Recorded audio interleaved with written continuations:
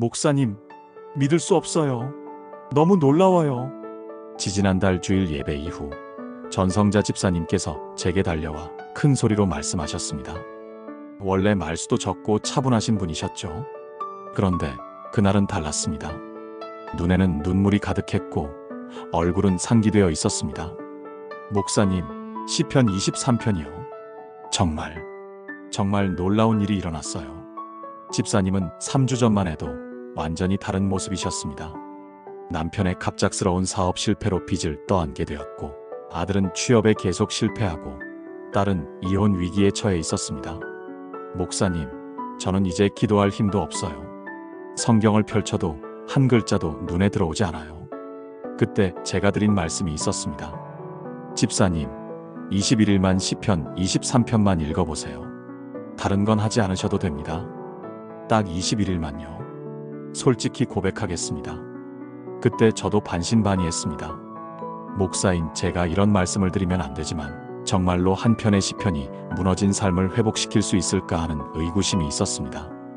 하지만 저 자신도 경험했던 일이었기에 용기를 내어 권면드렸습니다.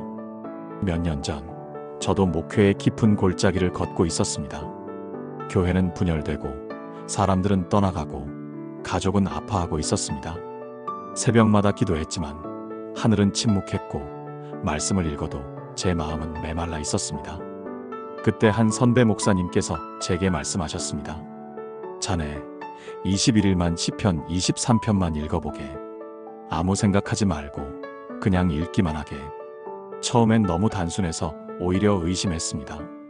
이렇게 간단한 방법이 내 삶을 바꿀 수 있을까? 하지만 저는 절박했습니다. 그래서 시작했습니다. 첫날 아무 느낌이 없었습니다. 둘째 날도 셋째 날도 마찬가지였습니다. 그런데 일주일이 지나면서 조금씩 달라지기 시작했습니다. 여호와는 나의 목자신이라는 말씀이 제 가슴에 들어오기 시작했습니다. 2주가 지나자 내게 부족함이 없으리로다는 고백이 제 입술에서 터져나왔습니다. 21일째 되던 날 저는 눈물을 흘리며 고백했습니다. 정말로 주님이 나의 목자이시구나. 정말로 내게 부족함이 없구나. 그 후로 제 삶이 달라졌습니다. 교회가 회복되기 시작했고 가족에게 평안이 찾아왔고 무엇보다 제 영혼의 생기가 돌아왔습니다. 그래서 전성자 집사님께도 같은 권면을 드렸던 것입니다. 그리고 21일 후 집사님은 제게 달려오셨습니다. 목사님, 남편이 새로운 일자리를 찾았어요. 아들도 면접에 합격했고요. 딸도 남편과 대화를 시작했대요. 하지만 무엇보다 제 마음에 평안이 찾아왔어요. 진짜 평안이요. 사랑하는 여러분, 오늘 저는 여러분께 같은 제안을 드리고 싶습니다. 단 21일만 시편 23편을 매일 읽어보시겠습니까? 왜 하필 시편 23편일까요? 왜 21일일까요? 오늘 이 시간 시편 23편에 담긴 7가지 놀라운 비밀을 함께 나누겠습니다. 이 7가지를 알게 되면 여러분은 왜 수많은 사람들이 이 한 편의 시편으로 인생이 바뀌었는지 이해하게 될 것입니다. 그리고 여러분도 그 기적을 경험하게 될 것입니다. 첫 번째, 목자이신 하나님을 발견하는 기적. 여러분, 혹시 이런 생각 해보신 적 있으신가요? 하나님이 정말 나를 돌보고 계실까? 이렇게 힘든데 하나님은 어디 계실까? 우리는 흔히 하나님을 멀리 계신 분으로 생각합니다. 높은 하늘 어딘가에 계시면서 우리의 삶을 멀리서 지켜보시는 분. 그래서 기도해도 응답이 없는 것 같고 아무리 부르짖어도 침묵하시는 것 같습니다. 특히 삶이 무너질 때 우리는 하나님이 나를 버리신 것 같은 느낌을 받습니다. 하지만 시편 23편은 놀라운 선언으로 시작합니다. 여호와는 나의 목자시니 내게 부족함이 없으리로다. 시편 23편 1절. 이 한 절이 담고 있는 의미를 아십니까?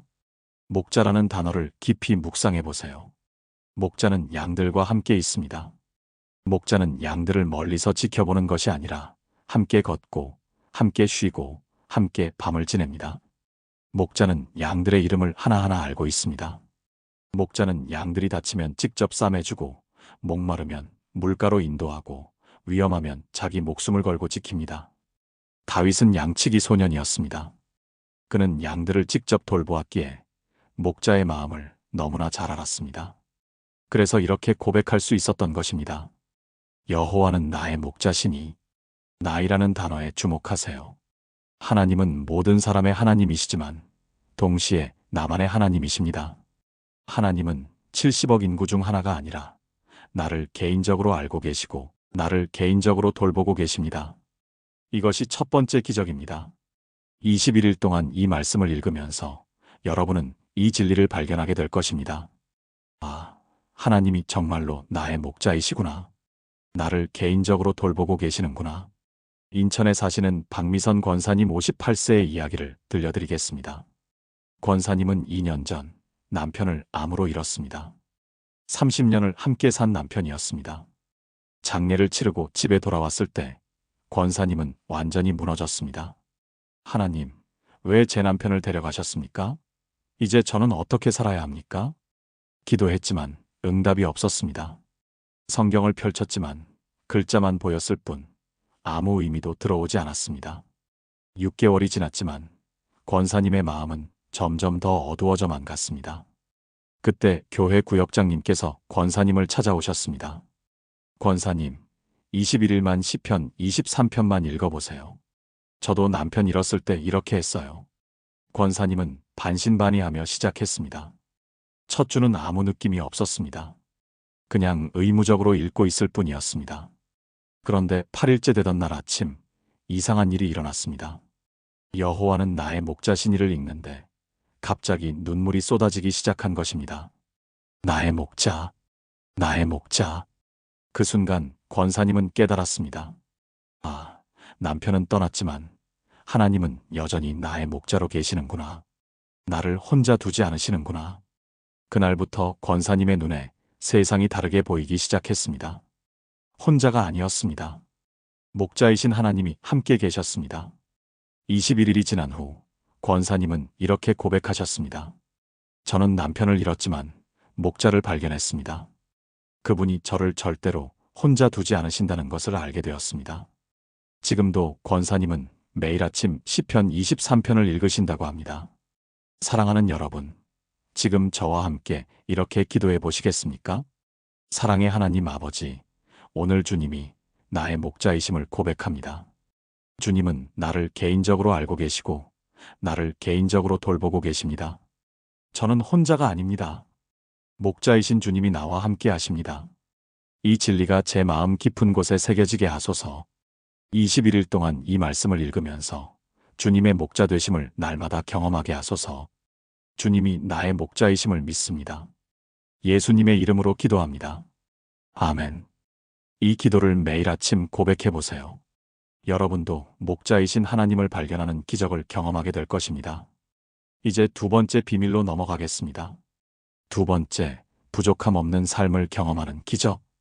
혹시 이런 생각 해보신 적 있으신가요? 내 삶에는 항상 뭔가 부족해. 돈이 부족하고, 시간이 부족하고, 사랑이 부족하고, 건강이 부족합니다. 아무리 채워도 계속 부족한 느낌이 듭니다. 더 벌어도, 더 가져도, 더 얻어도 여전히 무언가 비어있는 것 같습니다. 이것이 현대인의 가장 큰 고통 중 하나입니다. 만족을 모르는 영혼, 채워지지 않는 갈증. 그런데 시편 23편 1절 후반부는 놀라운 선언을 합니다. 내게 부족함이 없으리로다. 이게 어떻게 가능할까요? 이 선언의 비밀은 앞부분에 있습니다.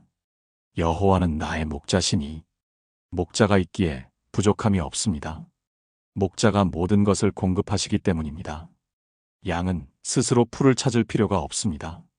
목자가 푸른 풀밭으로 인도하기 때문입니다. 양은 스스로 물을 찾을 필요가 없습니다. 목자가 쉴 만한 물가로 인도하기 때문입니다. 양은 스스로 길을 찾을 필요가 없습니다. 목자가 의의 길로 인도하기 때문입니다. 다윗은 이것을 경험으로 알았습니다. 그는 양들을 돌보면서 양들이 목자만 따르면 모든 것이 공급된다는 사실을 보았습니다. 그래서 고백할 수 있었습니다. 여호와께서 나의 목자가 되시니 나는 아무것도 부족하지 않다. 여기서 중요한 것은 부족함의 정의입니다. 세상은 더 많은 것을 가져야 부족하지 않다고 말합니다. 하지만 성경은 다르게 말씀하십니다. 필요한 것이 채워지면 부족하지 않다고 말씀하십니다. 21일 동안 이 말씀을 읽으면 여러분의 필요에 대한 관점이 바뀌게 됩니다. 내가 원하는 것이 아니라 내게 필요한 것에 집중하게 됩니다. 그리고 놀랍게도 하나님은 우리에게 필요한 모든 것을 공급하고 계셨다는 사실을 발견하게 됩니다. 대구에 사시는 이정희 집사님 62세의 간증을 나누겠습니다. 집사님은 평생 부족함과 싸우며 살아왔습니다. 가난한 집안에서 태어나 어렵게 자랐고 결혼 후에도 경제적으로 늘 어려웠습니다. 남들은 차를 사고 집을 사고 여행을 가는데 집사님 가정은 항상 빠듯했습니다. 하나님, 왜 우리만 이렇게 힘들어야 합니까? 다른 사람들은 다 잘 사는데 왜 우리만 이렇게 부족합니까? 기도했지만 상황은 나아지지 않았습니다. 오히려 마음은 더 힘들어졌습니다. 다른 사람과 비교하면서 우울증까지 찾아왔습니다. 1년 전 집사님은 심각한 우울증으로 정신과 치료를 받기 시작했습니다. 그때 담당 목사님께서 권면하셨습니다. 집사님, 약도 드시고 상담도 받으시되 21일 동안 시편 23편을 매일 읽어보세요. 집사님은 처음엔 회의적이었습니다. 말씀 읽는다고 달라질까? 현실은 그대로인데? 하지만 다른 방법도 없었기에 시작했습니다. 매일 아침 시편 23편을 소리내어 읽었습니다. 첫 주는 아무 변화가 없었습니다. 둘째 주도 마찬가지였습니다. 그런데 15일째 되던 날 이상한 일이 일어났습니다. 내게 부족함이 없으리로다를 읽는데 갑자기 멈춰 섰습니다. 부족함이 없다고? 정말? 그 순간 집사님의 눈에 눈물이 가득 찼습니다. 집은 작았지만 비바람 막아주는 집이 있었습니다. 차는 없었지만 걸어 다닐 수 있는 건강한 다리가 있었습니다. 여행은 못 가도 교회에서 만나는 따뜻한 형제자매들이 있었습니다. 돈은 적었지만 매일 밥을 먹을 수 있었고 잠잘 곳이 있었습니다. 무엇보다 목자이신 하나님이 함께하고 계셨습니다. 아, 나는 부족하지 않았구나. 정말로 부족하지 않았구나. 그날부터 집사님의 삶이 달라지기 시작했습니다. 남과 비교하지 않게 되었습니다. 없는 것이 아니라 있는 것에 집중하게 되었습니다. 21일이 지난 후 집사님은 우울증 약을 끊을 수 있었습니다. 담당 정신과 의사도 놀랐다고 합니다. 이렇게 빨리 회복된 환자는 처음 봅니다. 지금 집사님은 매일 감사일기를 쓰신다고 합니다. 하루에 10가지씩 감사한 것을 적으신답니다. 그리고 매일 아침 시편 23편을 읽으면서 이렇게 고백하신다고 합니다. 여호와는 나의 목자시니 내게 부족함이 없나이다. 사랑하는 여러분, 지금 저와 함께 이렇게 기도해 보시겠습니까? 전능하신 하나님 아버지, 제가 지금까지 부족함에만 집중했음을 고백합니다. 없는 것만 보고 남과 비교하며 불평하고 원망했습니다. 하지만 오늘 깨닫습니다. 주님이 나의 목자가 되시니 내게 부족함이 없습니다. 제게 필요한 모든 것을 주님께서 공급하고 계심을 믿습니다. 이제 없는 것이 아니라 있는 것에 집중하게 하소서. 남과 비교하지 않고 주님께서 주신 것에 감사하게 하소서. 내게 부족함이 없음을 고백합니다. 예수님의 이름으로 기도합니다. 아멘. 이 고백을 21일 동안 매일 반복해 보세요. 여러분도 부족함 없는 삶을 경험하는 기적을 체험하게 될 것입니다. 이제 세 번째로 넘어가겠습니다. 세 번째, 푸른 풀밭과 쉴만한 물가, 참된 안식을 누리는 기적. 여러분, 요즘 얼마나 지쳐 계신가요? 아침에 일어나도 피곤하고 밤에 누워도 잠이 오지 않습니다. 몸은 쉬어도 마음은 쉬지 못합니다. 현대인의 가장 큰 문제 중 하나가 바로 안식의 부재입니다. 우리는 쉼 없이 달리고 있습니다. 그런데 이상하게도 아무리 달려도 목적지에 도착하지 못합니다. 아무리 일해도 끝나지 않습니다. 이것이 우리 시대의 비극입니다. 시편 23편 2절은 이렇게 말씀합니다. 그가 나를 푸른 풀밭에 누이시며 쉴만한 물가로 인도하시는도다. 시편 23편 2절. 목자는 양들을 푸른 풀밭에 누입니다. 푸른 풀밭이 무엇입니까? 양들이 먹을 것이 풍성한 곳입니다. 먹을 것을 찾아 헤매지 않아도 되는 곳입니다. 그냥 누워서 먹으면 됩니다. 그것이 진정한 안식입니다. 또한 목자는 양들을 쉴 만한 물가로 인도합니다. 양들은 물을 무서워합니다. 흐르는 물, 깊은 물을 두려워합니다. 그래서 목자는 양들을 쉴 만한 물가로 인도합니다. 잔잔하고 안전한 곳, 양들이 안심하고 물을 마실 수 있는 곳으로 인도합니다. 다윗은 이것을 경험으로 알았습니다. 양치기 시절 그는 양들을 위해 최고의 풀밭을 찾아다녔습니다. 양들을 위해 가장 안전한 물가를 찾아다녔습니다. 그래서 고백할 수 있었습니다. 하나님도 나를 위해 그렇게 하신다. 여기서 중요한 것은 누이시며 인도하시는 이라는 표현입니다. 양 스스로 찾는 것이 아닙니다. 목자가 인도하십니다. 우리는 스스로 안식을 만들 수 없습니다. 하나님이 인도하시는 곳에 안식이 있습니다. 21일 동안 이 말씀을 읽으면 여러분은 참된 안식이 무엇인지 깨닫게 됩니다. 세상이 주는 안식이 아니라 하나님이 주시는 안식. 잠시 쉬다가 다시 달려야 하는 휴식이 아니라 영혼 깊은 곳에서 누리는 평안. 그것을 경험하게 됩니다. 서울에 사시는 김동훈 장로님 55세의 간증입니다.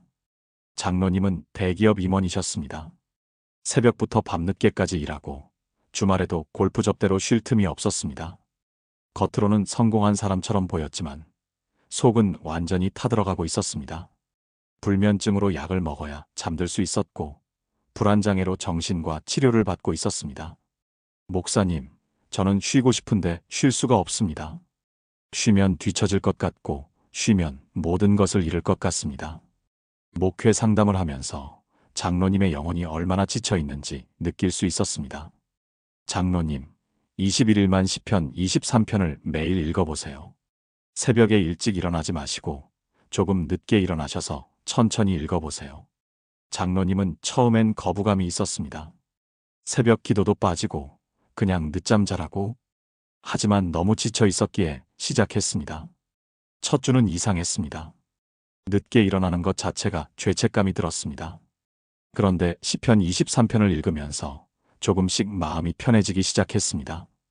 그가 나를 푸른 풀밭에 누이시며 아, 하나님이 나를 누이시는구나.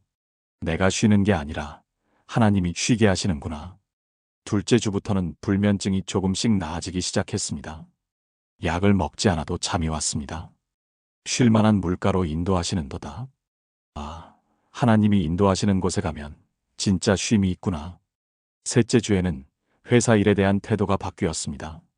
예전처럼 조급하지 않았습니다. 일은 여전히 많았지만 마음은 평안했습니다. 21일이 지난 후 장로님은 놀라운 결정을 하셨습니다. 임원직을 내려놓고 한직으로 이동하신 것입니다. 주변 사람들은 모두 말렸습니다. 이제 곧 승진인데 왜 그만두십니까? 하지만 장로님은 평안했습니다. 저는 이제 하나님이 인도하시는 곳으로 갑니다. 거기에 진짜 풀밭이 있고 진짜 물가가 있습니다. 지금 장로님은 여전히 같은 회사에 다니지만 직급은 낮아졌습니다. 급여도 줄었습니다. 하지만 장로님의 얼굴은 환해졌습니다. 불면증도 불안장애도 사라졌습니다. 매일 저녁 6시에 퇴근해서 가족과 저녁을 먹고 시편 23편을 읽으신다고 합니다. 목사님, 저는 이제야 진짜 안식이 뭔지 알았습니다. 돈도 지위도 아니었습니다. 하나님이 누이시는 그곳, 하나님이 인도하시는 그곳이 안식이었습니다. 사랑하는 여러분, 지금 저와 함께 이렇게 기도해 보시겠습니까? 선하신 목자 하나님, 제가 지금까지 쉼 없이 달려왔음을 고백합니다. 제 힘으로 안식을 만들려고 했지만 참된 안식을 누리지 못했습니다. 오늘 주님께서 나를 푸른 풀밭에 누이시고 쉴 만한 물가로 인도하심을 믿습니다. 제가 스스로 찾지 않아도 주님께서 인도하시는 곳에 참된 안식이 있음을 믿습니다. 이제 제 발걸음을 멈추고 주님의 인도하심을 따르게 하소서. 주님 안에서 참된 안식을 누리게 하소서. 주님이 나를 쉬게 하심을 믿습니다. 예수님의 이름으로 기도합니다. 아멘. 21일 동안 이 말씀을 읽으면서 매일 이렇게 고백해 보세요. 여러분도 참된 안식을 누리는 기적을 경험하게 될 것입니다. 이제 네 번째 비밀로 넘어가겠습니다. 다섯 번째, 사망의 음침한 골짜기에서도 의의 길로 인도받는 기적. 혹시 이런 느낌 받아보신 적 있으신가요? 내 영혼이 죽어가는 것 같아. 기도해도 감동이 없고 말씀을 읽어도 아무 느낌이 없습니다. 교회에 가도 의무적이고 찬양을 불러도 가사가 입에서만 맴돕니다. 영적으로 완전히 메말라 버린 상태. 이것이 현대 그리스도인들의 가장 큰 고민 중 하나입니다. 신앙생활은 하고 있지만 생기가 없습니다. 마치 기계처럼 움직일 뿐 영혼의 살아있음을 느끼지 못합니다. 시편 23편 3절은 이렇게 선포합니다. 내 영혼을 소생시키시고 자기 이름을 위하여 의의 길로 인도하시는도다. 시편 23편 3절. 소생시키시고라는 말씀을 보십시오. 죽은 것을 살리신다는 뜻입니다. 메말랐던 영혼에 다시 생기를 불어넣으신다는 뜻입니다. 양들은 가끔 길을 잃고 헤맵니다. 위험한 곳에 가서 다치기도 하고 독초를 먹고 쓰러지기도 합니다. 그러면 목자가 찾아가서 치료합니다. 약을 먹이고 상처를 싸매고 다시 일으켜 세웁니다. 그것이 소생입니다. 또한 목자는 양들을 의의 길로 인도합니다. 양들은 스스로 옳은 길을 찾지 못합니다. 위험한 길인지 안전한 길인지 분별하지 못합니다. 그래서 목자가 앞장서서 인도합니다. 이리로 가자. 이 길이 옳은 길이다. 다윗은 목자로서 이 일을 했습니다. 그래서 고백할 수 있었습니다. 하나님도 나에게 그렇게 하신다. 여기서 중요한 것은 자기 이름을 위하여라는 표현입니다. 하나님은 왜 우리 영혼을 소생시키십니까? 우리가 대단해서가 아닙니다. 하나님의 이름을 위해서입니다. 하나님의 영광을 위해서입니다. 하나님의 자녀가 병들어 있으면 하나님의 이름에 영광이 되지 않습니다. 그래서 하나님은 우리를 소생시키십니다. 21일 동안 이 말씀을 읽으면 여러분의 메말랐던 영혼의 생기가 돌아오기 시작합니다. 아, 하나님이 나를 살리고 계시는구나. 나를 다시 일으키고 계시는구나. 부산에 사시는 최영란 권사님 64세의 놀라운 간증입니다. 권사님은 30년 동안 교회를 섬겼습니다. 구역장도 하고 권사 안수도 받고 열심히 봉사했습니다. 그런데 3년 전부터 이상한 일이 일어났습니다. 기도가 안 되기 시작했습니다. 무릎을 꿇어도 할 말이 없었습니다. 성경을 펼쳐도 그냥 글자만 보였습니다. 찬양을 불러도 아무 감동이 없었습니다. 하나님, 제가 뭘 잘못했습니까? 왜 이렇게 메말라 있습니까? 기도했지만 응답이 없었습니다. 1년이 지나고 2년이 지나도 상황은 나아지지 않았습니다. 권사님은 점점 교회에 나가기 싫어졌습니다. 이렇게 형식적으로 신앙생활하는 게 무슨 의미가 있을까? 그때 담임 목사님께서 권사님을 신방 오셨습니다. 권사님, 영적으로 많이 지쳐 계시네요. 21일만 시편 23편을 매일 읽어보세요. 다른 말씀은 읽지 않으셔도 됩니다. 딱 시편 23편만요. 권사님은 반신반의했지만 시작했습니다. 첫 주는 여전히 아무 느낌이 없었습니다. 역시 안 되는구나. 그런데 10일째 되던 날 3절을 읽는데 갑자기 멈춰 섰습니다. 내 영혼을 소생시키시고, 소생시키시고. 그 순간 권사님의 눈에서 눈물이 쏟아졌습니다. 아, 내 영혼이 죽어 있었구나. 완전히 죽어 있었구나.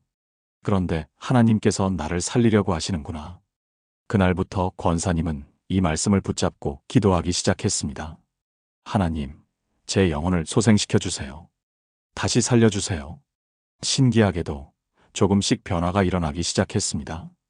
기도할 때 말이 나오기 시작했습니다. 성경을 읽을 때 은혜가 느껴지기 시작했습니다. 찬양을 부를 때 눈물이 나기 시작했습니다. 21일이 지났을 때 권사님은 완전히 다른 사람이 되어 있었습니다. 목사님, 제 영혼이 다시 살아났습니다. 정말로 소생했습니다. 그 후로 권사님은 매일 아침 시편 23편을 읽으며 하루를 시작하신다고 합니다. 그리고 이렇게 고백하신다고 합니다. 하나님은 오늘도 내 영혼을 소생시키시고 의의 길로 인도하십니다. 지금도 권사님은 교회에서 가장 열심히 봉사하시는 분 중 하나입니다. 하지만 예전처럼 의무적이지 않습니다. 진심으로 즐거워하시며 섬기십니다. 영혼이 살아났기 때문입니다. 사랑하는 여러분, 지금 저와 함께 이렇게 기도해 보시겠습니까? 생명의 주님, 제 영혼이 지금 메말라 있음을 고백합니다. 기도해도 감동이 없고 말씀을 읽어도 은혜가 없습니다. 영적으로 완전히 죽어가고 있습니다. 하지만 오늘 주님께서 내 영혼을 소생시키심을 믿습니다. 주님은 죽은 것을 살리시는 분이십니다. 메말랐던 제 영혼에 다시 생기를 불어넣어 주소서. 그리고 주님의 이름을 위하여 의의 길로 인도하소서. 제가 스스로 길을 찾지 않고 주님의 인도하심을 따르게 하소서. 제 영혼이 소생함을 믿습니다. 예수님의 이름으로 기도합니다. 아멘. 21일 동안 매일 이 말씀을 읽으면서 이렇게 기도해 보세요. 여러분의 영혼도 소생하는 기적을 경험하게 될 것입니다. 이제 5번째로 넘어가겠습니다. 5번째, 사망의 음침한 골짜기에서도 두려워하지 않는 기적. 인생을 살다 보면 반드시 골짜기를 지나게 됩니다. 죽음의 그림자가 드리운 어두운 골짜기, 질병의 골짜기, 실패의 골짜기, 상실의 골짜기, 절망의 골짜기. 그 골짜기를 지날 때 우리는 두려움에 떱니다. 이 어둠에서 벗어날 수 있을까? 이 고통이 끝날 수 있을까? 하지만 시편 23편 4절은 놀라운 선언을 합니다. 내가 사망의 음침한 골짜기로 다닐지라도 해를 두려워하지 않을 것은 주께서 나와 함께 하심이라. 주의 지팡이와 막대기가 나를 안위하시나이다. 시편 23편 4절. 사망의 음침한 골짜기를 주목하세요. 다윗은 만약이라고 말하지 않았습니다. 다닐지라도라고 말했습니다. 골짜기는 피할 수 없습니다. 누구나 지나가야 합니다. 문제는 골짜기를 어떻게 지나가느냐입니다. 두려움에 떨며 지나갈 것인가? 평안함으로 지나갈 것인가? 다윗은 말합니다. 해를 두려워하지 않을 것은 주께서 나와 함께 하심이라. 골짜기가 무섭지 않은 이유는 골짜기가 없어져서가 아닙니다. 목자가 함께 하시기 때문입니다. 양들에게 골짜기는 너무나 무섭습니다. 어둡고 위험하고 맹수들이 숨어 있습니다. 하지만 목자가 함께 있으면 양들은 두려워하지 않습니다. 목자의 지팡이와 막대기가 보이기 때문입니다. 지팡이는 양들을 인도하는 도구입니다. 막대기는 양들을 보호하는 도구입니다. 목자가 지팡이로 길을 가리키면 양들은 그 길로 갑니다. 목자가 막대기로 맹수를 쫓아내면 양들은 안심합니다. 21일 동안 이 말씀을 읽으면 여러분은 골짜기를 대하는 태도가 완전히 바뀝니다. 골짜기를 피하려고 하지 않게 됩니다. 대신 골짜기 속에서 하나님을 찾게 됩니다. 주님, 여기 계십니까? 저와 함께 하십니까? 그리고 놀랍게도 하나님은 거기 계십니다. 가장 어두운 골짜기, 가장 깊은 절망 속에서도 하나님은 함께 하십니다. 광주에 사시는 박정수 집사님 59세의 간증입니다. 집사님은 1년 전 아들을 교통사고로 잃었습니다. 26살 한창 꽃다운 나이의 외아들이었습니다. 그날 밤 병원에서 집사님은 하늘을 보며 소리쳤습니다. 하나님, 왜입니까? 왜 제 아들을 데려가셨습니까? 답이 없었습니다. 장례를 치르고 49제를 지내고 집에 돌아왔지만 집사님의 삶은 완전히 멈춰버렸습니다. 아침에 일어나도 살아야 할 이유를 찾을 수 없었습니다. 밥을 먹어도 맛이 없었습니다. 성경을 펼쳐도 아무 의미가 없었습니다. 하나님, 저도 데려가세요. 저는 더 이상 살고 싶지 않습니다. 6개월이 지났지만 집사님은 여전히 죽음의 골짜기를 헤매고 있었습니다. 그때 장례를 도와주셨던 목사님께서 전화를 하셨습니다. 집사님, 제가 집사님을 위해 기도하고 있습니다. 한 가지 부탁드려도 될까요? 21일만 시편 23편을 매일 읽어보세요. 집사님은 거절하고 싶었습니다. 말씀을 읽는다고 뭐가 달라지겠어요? 하지만 목사님의 간곡한 부탁에 마지못해 시작했습니다. 처음 일주일은 그냥 글자만 읽었습니다. 아무 느낌도 아무 의미도 없었습니다. 그런데 9일째 되던 날 4절을 읽는데 갑자기 멈춰 섰습니다. 내가 사망의 음침한 골짜기로 다닐지라도 사망의 음침한 골짜기, 바로 지금 내가 있는 곳이구나. 그리고 다음 구절을 읽었습니다. 해를 두려워하지 않을 것은 주께서 나와 함께 하심이라. 나와 함께 하심이라. 그 순간 집사님의 가슴에 무언가 뜨거운 것이 차올랐습니다. 하나님, 여기 계십니까? 이 어두운 골짜기에 저와 함께 계십니까?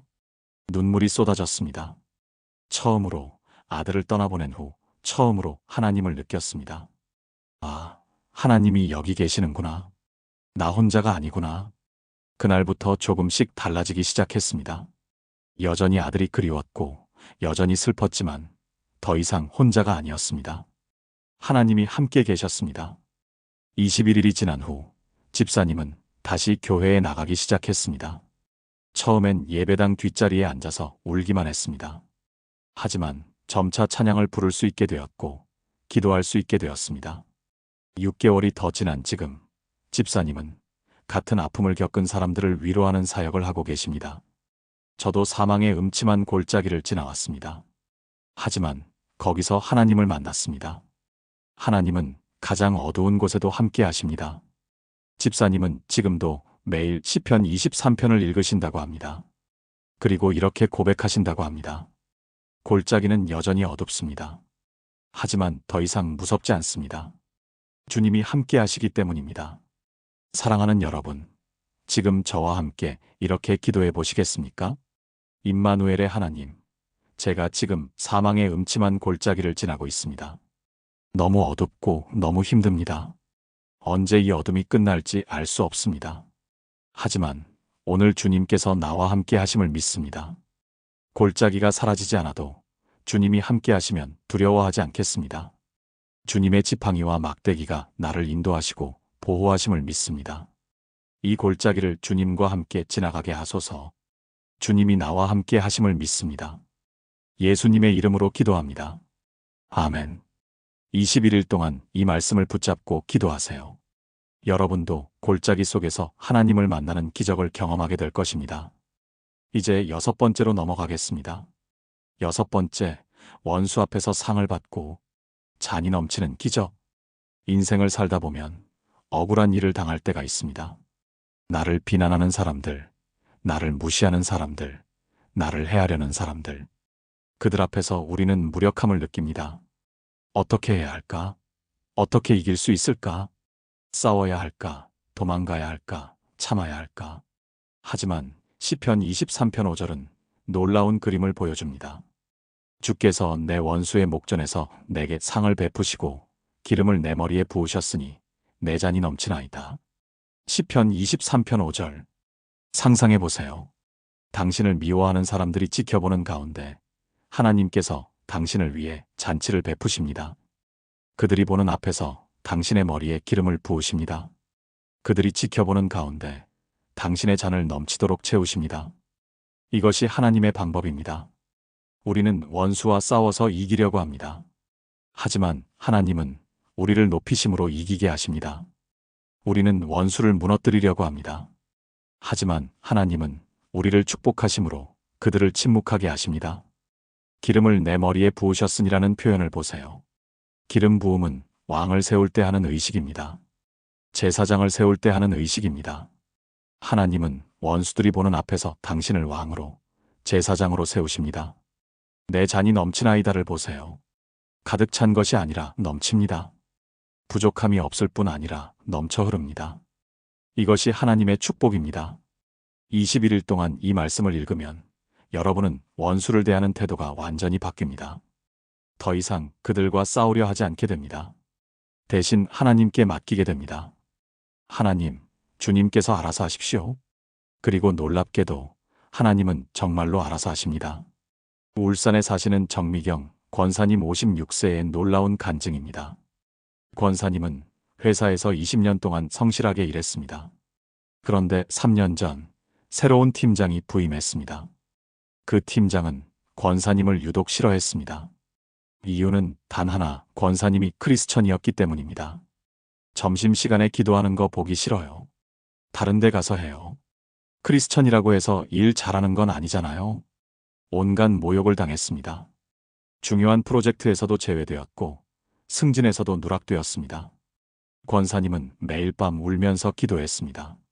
하나님, 왜 저만 이런 일을 당해야 합니까? 제가 뭘 잘못했습니까? 참다 못해 회사를 그만두려고 결심했습니다. 그때 목사님께서 권면하셨습니다.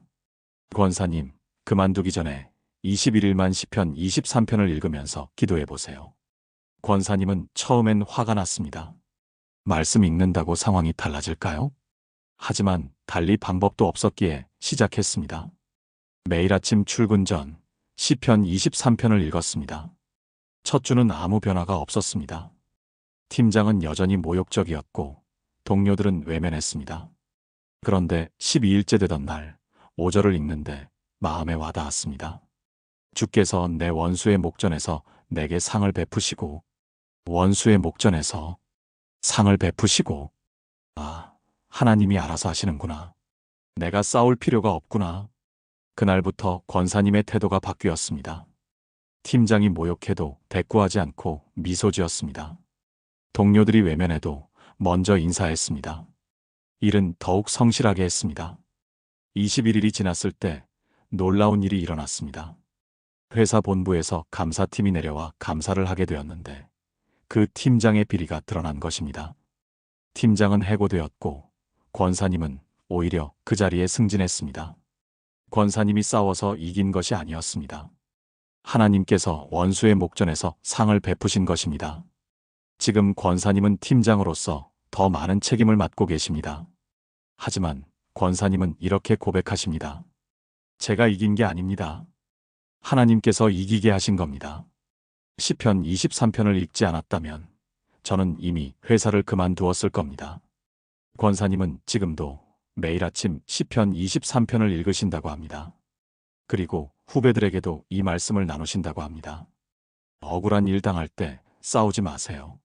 하나님께 맡기세요. 하나님께서 원수의 목전에서 상을 베푸십니다. 사랑하는 여러분, 지금 저와 함께 이렇게 기도해 보시겠습니까? 공의로우신 하나님, 제가 지금 원수들 때문에 힘들어하고 있습니다. 그들과 싸우고 싶고 이기고 싶습니다. 하지만 오늘 주님께 맡깁니다. 주님께서 원수의 목전에서 내게 상을 베푸심을 믿습니다. 주님께서 내 머리에 기름을 부으시고 내 잔을 넘치게 하심을 믿습니다. 제가 싸우지 않아도 주님께서 저를 높이심을 믿습니다. 제가 복수하지 않아도 주님께서 공의를 이루심을 믿습니다. 이제 모든 것을 주님께 맡기고 제 할 일에 집중하게 하소서. 주님이 나를 높이심을 믿습니다. 예수님의 이름으로 기도합니다. 아멘. 21일 동안 이 말씀을 붙잡으세요. 여러분도 원수의 목전에서 하나님의 상을 받는 기적을 경험하게 될 것입니다. 이제 마지막 7번째로 넘어가겠습니다. 7번째, 영원한 집에 거하는 기적. 인생의 가장 큰 질문 중 하나는 이것입니다. 내 인생은 어디로 가고 있는가? 우리는 매일 달리고 있지만 정작 목적지가 어딘지 모를 때가 많습니다. 그저 살아가는 것 같고 그저 시간이 흘러가는 것 같습니다. 이렇게 살다가 죽으면 그게 끝인가? 이런 허무함이 우리를 덮칠 때가 있습니다. 하지만 시편 23편 6절은 우리 인생의 최종 목적지를 선포합니다. 내 평생의 선하심과 인자하심이 반드시 나를 따르리니 내가 여호와의 집에 영원히 살리로다. 시편 23편 6절. 내 평생애를 보세요. 하루도 빠짐없이 평생 동안 계속됩니다. 선하심과 인자하심을 보세요. 하나님의 선하심은 우리에게 좋은 것을 주시는 것입니다. 하나님의 인자하심은 우리를 끝까지 사랑하시는 것입니다. 이 두 가지가 우리를 따릅니다. 우리가 쫓아가는 것이 아니라 우리를 따라옵니다. 도망가도 따라오고 숨어도 찾아옵니다. 그래서 결국 우리는 어디로 가게 됩니까? 여호와의 집에 영원히 살리로다. 우리 인생의 최종 목적지는 하나님의 집입니다. 임시 거처가 아니라 영원한 집입니다. 잠시 머무는 곳이 아니라 영원히 사는 곳입니다. 다윗은 목자로서 양들을 인도할 때 최종 목적지가 있었습니다. 우리 양우리. 거기는 안전하고 따뜻하고 평안한 곳입니다. 양들은 그곳을 향해 갑니다. 하나님도 우리를 최종 목적지로 인도하십니다. 아무리 멀리 돌아가도 아무리 길을 잃어도 결국 우리는 하나님의 집으로 돌아갑니다. 21일 동안 이 말씀을 읽으면 여러분의 인생관이 완전히 바뀝니다. 내 인생은 목적 없이 떠도는 것이 아니구나. 하나님의 집을 향해 가고 있구나. 그 확신이 생기면 오늘의 고난도 다르게 보입니다. 영원한 집으로 가는 여정의 한 과정으로 보입니다. 제주도에 사시는 강동욱 장로님 71세의 마지막 간증을 나누겠습니다. 장로님은 평생 사업을 하시며 성공했습니다. 돈도 많이 벌고 명예도 얻고 건강하게 살아왔습니다. 하지만 70세가 되던 해 암 선고를 받았습니다. 의사는 6개월이라고 했습니다. 그 순간 장로님의 모든 것이 무너졌습니다. 내가 평생 모은 이 재산이, 이 명예가, 이 모든 게 무슨 소용인가? 처음으로 죽음을 생각하게 되었습니다. 죽으면 어디로 가는가? 정말로 천국이 있는가? 불안했습니다. 평생 교회를 다녔지만 막상 죽음 앞에서는 확신이 없었습니다. 그때 담임 목사님께서 병문안을 오셨습니다. 장로님, 두렵습니까? 목사님, 솔직히 두렵습니다. 정말로 천국이 있을까요? 제가 갈 수 있을까요? 목사님은 장로님의 손을 잡고 말씀하셨습니다. 장로님, 21일만 시편 23편을 매일 읽어보세요. 마지막 6절을 특별히 묵상하세요. 장로님은 그날부터 시작했습니다. 병원 침대에서 매일 시편 23편을 읽었습니다. 특히 6절을 반복해서 읽었습니다. 내 평생의 선하심과 인자하심이 반드시 나를 따르리니 내가 여호와의 집에 영원히 살리로다. 처음엔 그냥 글자였습니다. 하지만 점점 마음에 와닿기 시작했습니다. 여호와의 집에 영원히 살리로다. 영원히, 영원히. 10일째 되던 날, 장로님은 눈물을 흘렸습니다. 아, 내가 가는 곳이 있구나. 여호와의 집, 영원한 집이 있구나. 그날부터 두려움이 사라지기 시작했습니다. 죽음이 끝이 아니라 새로운 시작임을 깨달았습니다. 이 세상 집은 임시 거처이고 진짜 집은 하늘에 있음을 깨달았습니다. 21일이 지났을 때 장로님은 완전히 다른 사람이 되어 있었습니다. 의사의 예상과 달리 장로님의 건강은 조금씩 나아지기 시작했습니다. 6개월이 지나고 1년이 지났습니다. 지금 장로님은 여전히 살아계십니다. 암은 아직 있지만 장로님은 평안합니다. 매일 아침 시편 23편을 읽으시고 이렇게 고백하신다고 합니다. 오늘도 선하심과 인자하심이 나를 따르고 나는 여호와의 집을 향해 갑니다. 언제 그곳에 도착할지 모르지만 분명히 갈 곳이 있다는 것이 감사합니다. 장로님은 이제 호스피스 봉사를 하고 계십니다. 죽음을 앞둔 사람들에게 가서 시편 23편을 읽어주신다고 합니다. 두려워하지 마세요. 우리에게는 영원한 집이 있습니다. 여호와의 집에서 영원히 살 것입니다. 많은 사람들이 장로님의 간증을 듣고 평안을 얻었다고 합니다. 사랑하는 여러분, 지금 저와 함께 이렇게 기도해 보시겠습니까? 영원하신 하나님 아버지, 제 인생이 어디로 가고 있는지 알게 하심을 감사합니다. 내 평생의 주님의 선하심과 인자하심이 나를 따르심을 믿습니다. 제가 도망가도, 제가 실패해도 주님의 사랑은 나를 따라옵니다. 그리고 결국 나는 여호와의 집에 영원히 살 것입니다. 이것이 제 인생의 최종 목적지입니다. 이 세상은 임시 거처이고 진짜 집은 하늘에 있습니다. 오늘의 고난도, 오늘의 아픔도 영원한 집으로 가는 여정의 한 과정입니다. 죽음도 끝이 아니라 집으로 가는 관문입니다. 주님의 집에 영원히 거할 것을 믿습니다.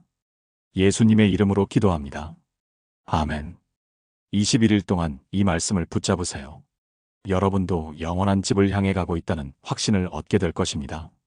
사랑하는 여러분, 지금까지 나눈 시편 23편의 7가지 놀라운 비밀을 하나의 기도로 드리겠습니다. 함께 기도하시겠습니까? 전능하시고 신실하신 하나님 아버지, 오늘 이 시간 시편 23편을 통해 주신 놀라운 약속들을 감사드립니다.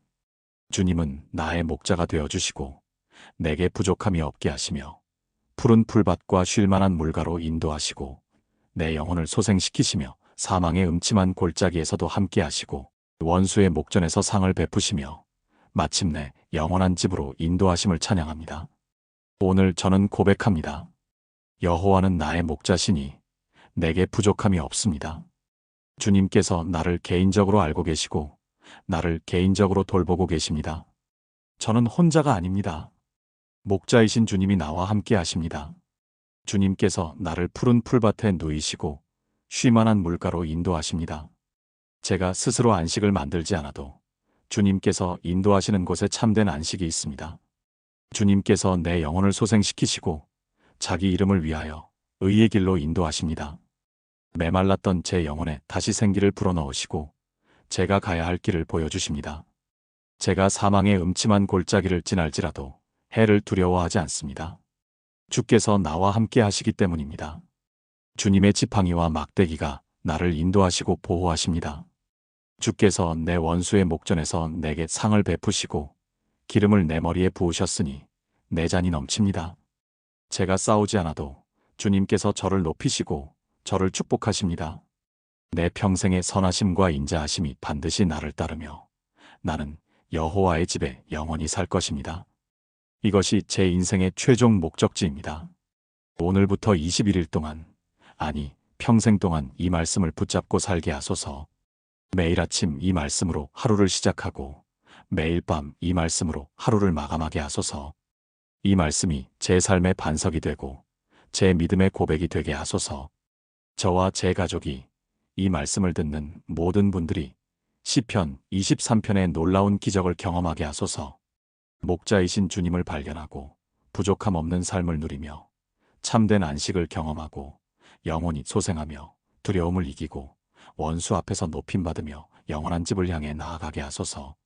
21일 후에는 우리 모두가 한 목소리로 고백하게 하소서. 여호와는 나의 목자시니 내게 부족함이 없나이다. 이 모든 것이 주님의 약속이심을 믿고 신뢰하며 의지합니다. 살아계신 예수 그리스도의 이름으로 기도합니다. 아멘. 사랑하는 성도 여러분, 지금까지 시편 23편에 담긴 7가지 놀라운 비밀을 함께 나누었습니다. 첫째, 목자이신 하나님을 발견하는 기적. 둘째, 부족함 없는 삶을 경험하는 기적. 셋째, 푸른 풀밭과 쉴만한 물가, 참된 안식을 누리는 기적. 넷째, 영원히 소생하고 의의 길로 인도받는 기적. 다섯째, 사망의 음침한 골짜기에서도 두려워하지 않는 기적. 여섯째, 원수 앞에서 상을 받고 잔이 넘치는 기적. 일곱째, 영원한 집에 거하는 기적. 이 7가지가 단지 이론이 아닙니다. 오늘 제가 나눈 모든 간증들은 실제로 일어난 일들입니다. 시편 23편을 21일 동안 읽으면서 수많은 사람들의 삶이 변화되었습니다. 무너진 영혼이 회복되고 절망이 희망으로 바뀌고 두려움이 평안으로 바뀌었습니다. 이제 여러분의 차례입니다. 오늘부터 21일 동안 시편 23편을 매일 읽어보세요. 아침에 일어나자마자 또는 잠들기 전에 딱 3분이면 됩니다. 소리내어 읽으세요. 천천히 한 절 한 절 묵상하면서 읽으세요. 처음엔 아무 느낌이 없을 수 있습니다. 하지만 계속 읽으세요. 일주일이 지나면 조금씩 마음에 와닿기 시작할 것입니다. 2주가 지나면 이 말씀이 여러분의 고백이 될 것입니다. 21일이 지나면 여러분의 삶이 달라져 있을 것입니다. 저는 확신합니다. 여러분도 오늘 제가 나눈 간증의 주인공이 될 수 있습니다. 여러분도 시편 23편의 기적을 경험하게 될 것입니다. 이 영상이 도움이 되셨다면 좋아요를 눌러주시고 더 많은 분들이 함께 은혜 받을 수 있도록 공유해 주세요.